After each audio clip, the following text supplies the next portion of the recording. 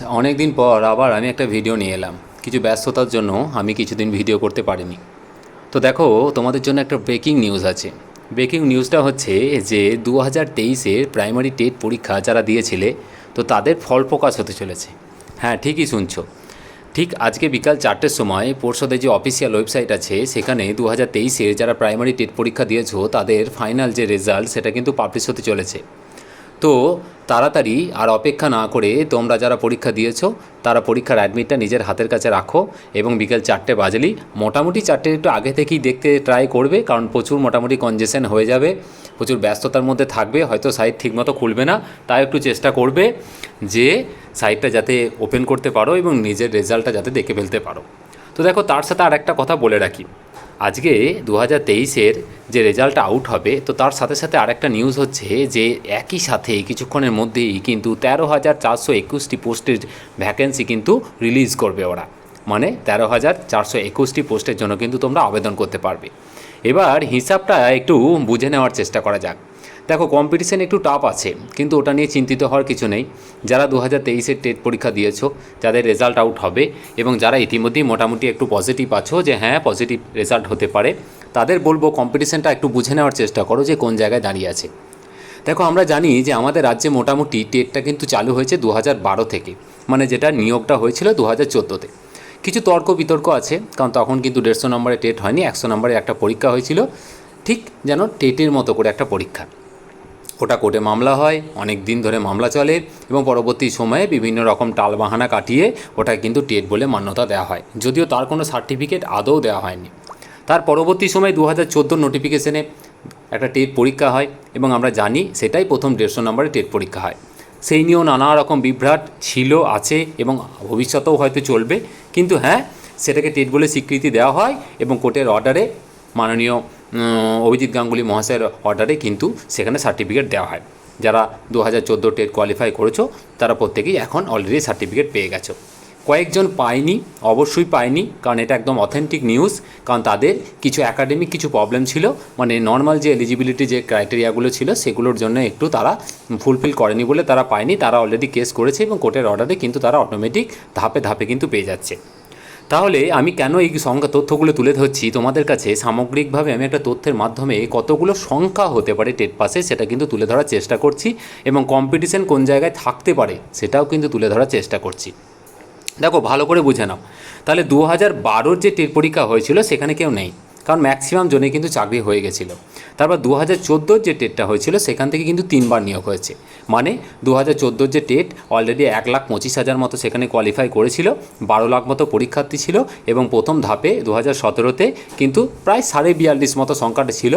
তো 42,949 মতো নিয়োগ হয়েছিল এবং পরবর্তী সময়ে ধাপে ধাপে আরও কিছু নিয়োগ হয়, হয়তো সেই সংখ্যাটা 2000-এর কাছাকাছি হবে। মানে মোটামুটি ধরো 43-44 ম্যাক্সিমাম 45,000 মতো সংখ্যাটা মোটামুটি অ্যাপ্রক্স ধরে নাও যে ওটা নিয়োগ হয়ে গেছে। তাহলে বাকি সংখ্যাটা কিন্তু এখনও পড়ে আছে প্রায় 70,000-এর কাছাকাছি, 80,000-এর কাছাকাছি, কারণ 1,25,000 থেকে মোটামুটি 45 চলে গেল। এবার বিষয়টা হচ্ছে যে দেখো, তারপরেও কিন্তু 2বার নিয়োগ হয়েছে। কবে নিয়োগ হয়েছে? 2020-তে একটা নোটিফিকেশান আসে 16,500 ভ্যাকেন্সির জন্য, সেখানেও মোটামুটি কিন্তু নিয়োগ হয়, অনেকগুলো নিয়োগ হয়েছিল। 16,500 ফুলফিল হয়নি, কিছু সিট কিন্তু খালি ছিল। তো সেখানেও অনেকগুলো ছেলে, মোটামুটি প্রায় 13-14 হাজার মতো ছেলে কিন্তু জব পেয়ে যায়। তো তার পরবর্তী সময়ে কিন্তু আবার একটা নোটিফিকেশান বেরোয় এবং যার রিক্রুটমেন্ট প্রসেসটা কিন্তু 2022 হিসাবে চলে, কিন্তু 24 এসে জয়নিং হয় এবং সেখানেও কিন্তু দুটি ধাপের টেট কোয়ালিফাইড ক্যান্ডিডেট ছিল। ইতিমধ্যে 2017-তে একটি টেট পরীক্ষা হয়ে যায় এবং সেখানে আমরা জানি যে প্রায় 9,000 সামথিং মতো কিন্তু কোয়ালিফাই করেছিল। তাহলে টোটাল সংখ্যাটা এরকম দাঁড়াচ্ছে যে 2014-তে যারা কোয়ালিফাই করেছে টোটাল সংখ্যা ছিল 1,25,000।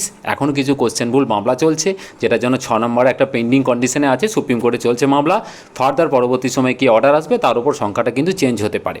তো মোটামুটি 1,25,000 ছিল 2014, সেখান থেকে মোটামুটি ধরে নাও জব পেয়ে গেছে 45 2017-তে, 16,500 2020-তে, আর এই 2024-এ সামথিং খুব অল্প পেয়েছে, হয়তো 2 থেকে 2,500 মতো ছেলে চাকরি পেয়েছে, হয়তো সম্ভবত।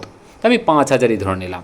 তাহলে ধরে নাও মোটামুটি দুটো থেকে তাহলে 45 2017, তার সাথে মোটামুটি ওটা 16,500 ছিল, 16,500 হয়নি, ওটা 15ই ধরো, একটু কম হয়েছিল তার থেকে, তার 15 ধরো, তাহলে ওটা হচ্ছে 60, আর এদিকে তোমার 5 মানে 65, মানে মোটামুটি 65,000 2014 টেট থেকে কিন্তু নিয়োগ হয়েছে।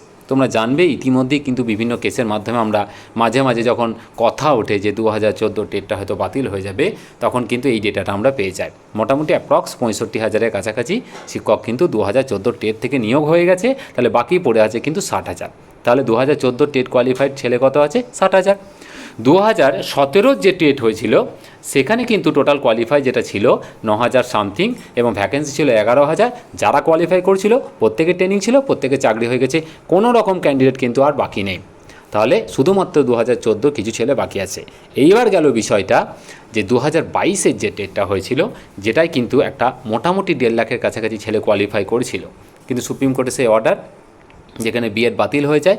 তারপরে কিন্তু 50,000-এর আশেপাশে একটা ছেলে আছে যারা ডিএলএড এবং টেট কোয়ালিফাইড ছেলে কিন্তু আছে। তাহলে মোটামুটি টেট কোয়ালিফাইডের সংখ্যা 65 + 50 1,15,000।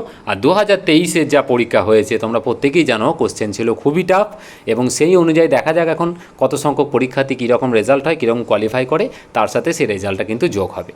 তা আমি এটা কেন বলছি, দেখো আজকে রেজাল্টটা বেরোবে 2023-এ, যারা পাস করবে অবশ্যই তারা খুব ভালো, তাদের জন্য খুব আনন্দের বিষয়, কিন্তু তোমরা কম্পিটিশনটা মাথায় রেখে কিন্তু ইন্টারভিউর জন্য প্রিপারেশনটা ভালো করে নিতে শুরু করো, কারণ এখানে কিন্তু সংখ্যাটা খুব একটা কম না। টোটাল ভ্যাকেন্সি সংখ্যা হচ্ছে 13,421, আর যেখানে কিন্তু কম্পিটিশন আসবে মোটামুটি ধরে নাও যে 2014-র 60-65 মতো আসবে, আর 2022-এর মোটামুটি 50 মতো আসবে, আর 2023-এর যে সামগ্রিক যে সংখ্যাটা আসবে সেই সংখ্যাটা আসবে। মোটামুটি ধরে নিতে পারো 2017 যে রিক্রুটমেন্ট হয়েছিল বা ফার্দার সেই 1,20,25,000 মতো কিন্তু সংখ্যাটা হয়ে যাবে টেট কোয়ালিফাইড সংখ্যা। এবার হ্যাঁ, এখানে কিছু ছেলে বাদ যাবে, কারণ অন্যান্য সার্ভিসে কিছু ছেলে জয়েন করেছে অলরেডি, তারা নতুন করে প্রাইমারি সেকশনে আসবে না, এবং অবশ্যই তারা কিন্তু এটার জন্য রেডি থাকবে। তো বলবো আজকে রেজাল্টটা অবশ্যই খুব তাড়াতাড়ি চেক করে নাও। যারা চেক করতে অসুবিধা হবে তারা অবশ্যই হ্যাঁ অফিসিয়াল ওয়েবসাইটটা মনে রাখবে, West Bengal board of primary এডুকেশনের যে নতুন যে অফিসিয়াল ওয়েবসাইট হয়েছে সেখানে যাবে, লগ ইন করবে, কারণ ওদের কিন্তু পুরনো অফিসিয়াল ওয়েবসাইট সেটা কিন্তু বন্ধ করে দিয়েছে মাস 2-1 আগে। এইবার নতুন অফিসিয়াল ওয়েবসাইটে গিয়ে তোমরা তোমাদের টেটের রোল নাম্বার দিয়ে রেজাল্টটাকে অবশ্যই দেখে নাও। টেট কোয়ালিফাই অবশ্যই যারা পাস করবে তাদের জন্য অনেক অনেক অনেক শুভেচ্ছা, আর যারা কোয়ালিফাই করতে পারবে না একটু কারণে কোনো কারণে তাদেরকে বলবো ভেঙে পড়ো না, কারণ আগামী দিনে কিন্তু খুব তাড়াতাড়ি একটা কিন্তু টেট পরীক্ষা আবার কিন্তু হতে চলেছে। আর কম্পিটিশন যারা কোয়ালিফাই করবে তারা ফার্দার যে নোটিফিকেশানটা বেরোবে 13,421 পদের জন্য কিন্তু আবেদন করে দাও, ঠিকঠাকভাবে ফর্ম ফিল আপ করবে। নোটিফিকেশান বেরোলে আমি তার ফর্ম ফিল আপ আবেদন পদ্ধতি নিয়ে আবার একটা নতুন করে ভিডিও নিয়ে আসবো। আর তোমরা কিন্তু ইন্টারভিউর জন্য খুব ভালো করে প্রস্তুতি শুরু করে দাও। কম্পিটিশন কিন্তু থাকবে 1 লাখের এদিক ওদিক কাছাকাছি, অ্যাপ্রক্স মোটামুটি 1 লাখ ধরে নাও, আর ভ্যাকেন্সি কিন্তু থাকবে 13,421।